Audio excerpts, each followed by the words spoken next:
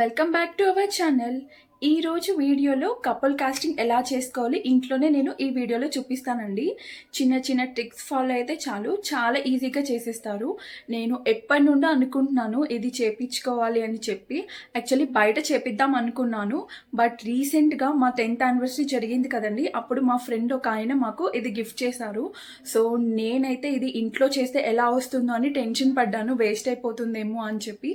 కాకపోతే అవుట్పుట్ మాత్రం చాలా అంటే చాలా బాగా వచ్చింది. నేను మా హస్బెండ్ ఇద్దరం కలిపి ఇది కపుల్ కాస్టింగ్ అయితే చేసామన్నమాట. సో కొంచెం పేషెన్స్తో చేస్తే మనకి అవుట్పుట్ అనేది చాలా బాగా వస్తుంది. సో మీరు కూడా ట్రై చేయండి ఇంట్లో. అదైతే అమెజాన్లో బుక్ చేశారు.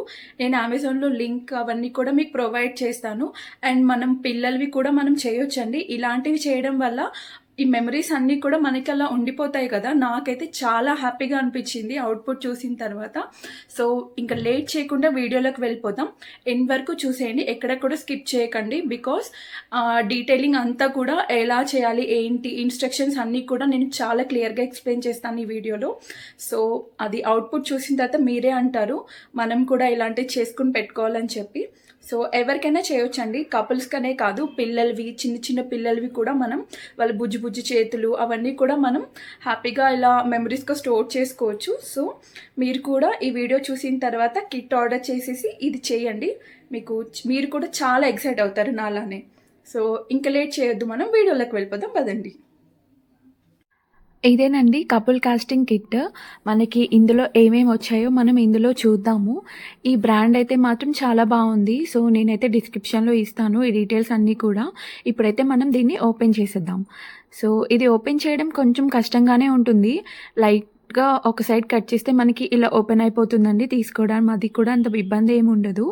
సో ఇందులో వచ్చేసి మనకి ఫస్ట్ ఓచర్ అనేది ఇచ్చారు వాళ్ళు. అండ్ ఇది వుడెన్ ప్లేస్ చేసుకోవడానికి, లైక్ కపుల్ కాస్టింగ్ అయిన తర్వాత మనం ఎక్కడైనా ప్లేస్ చేసుకోవాలి కదా, దాన్ని ఇక్కడ దీని మీద పెట్టుకోవడానికి ఇచ్చారు. అండ్ దాంతోపాటు మనకి గోల్డ్ కలర్ పెయింట్ బాటిల్ కూడా వాళ్ళు ప్రొవైడ్ చేశారనమాట. మొత్తం కపుల్ కాస్టింగ్ అయిపోయిన తర్వాత పెయింట్ చేసుకోవడానికి. దాంతోపాటు విస్క్ ఇచ్చారండి. మనం ఈ మౌల్డింగ్ పౌడర్ అండ్ కాస్టింగ్ పౌడర్ని మిక్స్ చేసుకోవాలి కదా లంప్స్ లేకుండా, దానికోసం అని చెప్పి విస్క్ ఇచ్చారు. అండ్ దాంతోపాటు మనకి పెయింట్ వేసుకోవడానికి పెయింట్ బ్రష్, ఇంకా ఇది వచ్చేసి మౌల్డింగ్ పౌడర్ అనమాట. మనం హ్యాండ్స్ అవేది ఏ షేప్లో రావాలి అని మనం డిసైడ్ చేసుకోవాలి కదా, సో దానికోసం అని చెప్పి ఈ మౌల్డింగ్ పౌడర్ ఇచ్చారు. అండ్ అందులో వచ్చేసి కాస్టింగ్ పౌడర్ అనమాట, అది క్యాష్ చేసుకోవడానికి.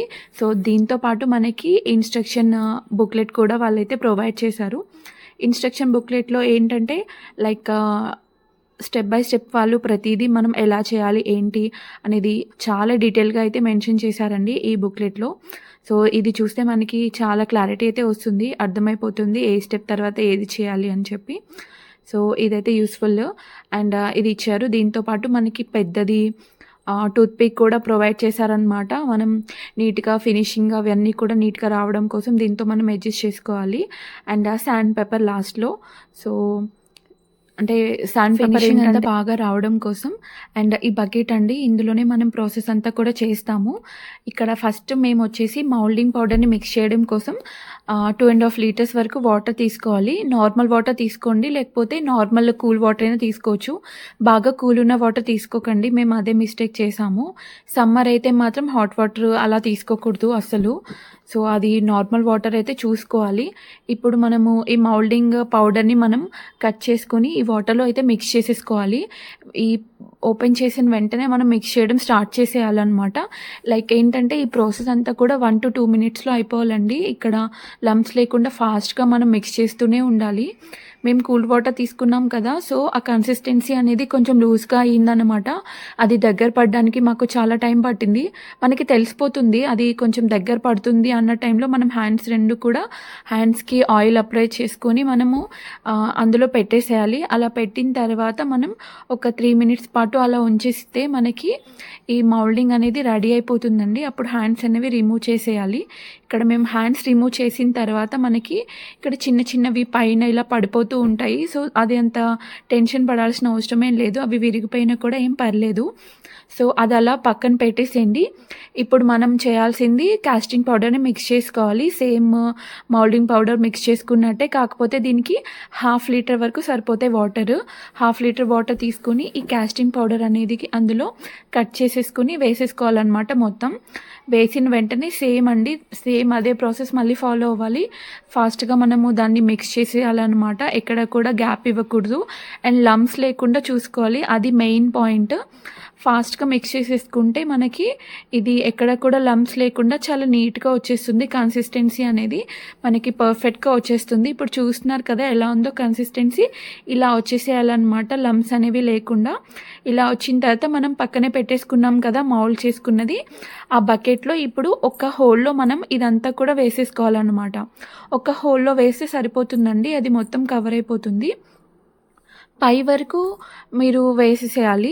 అండ్ బయటకు వచ్చినా కూడా అదేం ప్రాబ్లం ఏం కాదు. మేము బయటకి కూడా మాది అయితే వచ్చేసింది, లైక్ పక్క నుండి అలా. సో అలా ప్రాబ్లం ఏం కాదు, తీసేటప్పుడు కొంచెం ఇబ్బంది అవుతుంది అంతే. సో ఇలా 2.5 hours వరకు మనం రెస్ట్ ఇచ్చేయాలన్నమాట. దాన్ని ఏమీ టచ్ చేయకూడదు. వేసిన తర్వాత ఒకసారి మనం వాటిని బబుల్స్ అవి ఎయిర్ బబుల్స్ అవి లేకుండా ఒకసారి ఊపాలన్నమాట. వేసిన తర్వాత 2 hours తర్వాత చూడండి ఎంత బాగా వచ్చిందో కదా. ఇట్లాగా అనిపించింది నాకైతే. భలే ఉంది అసలు, జల్లీ అది సాఫ్ట్గా ఉందన్నమాట.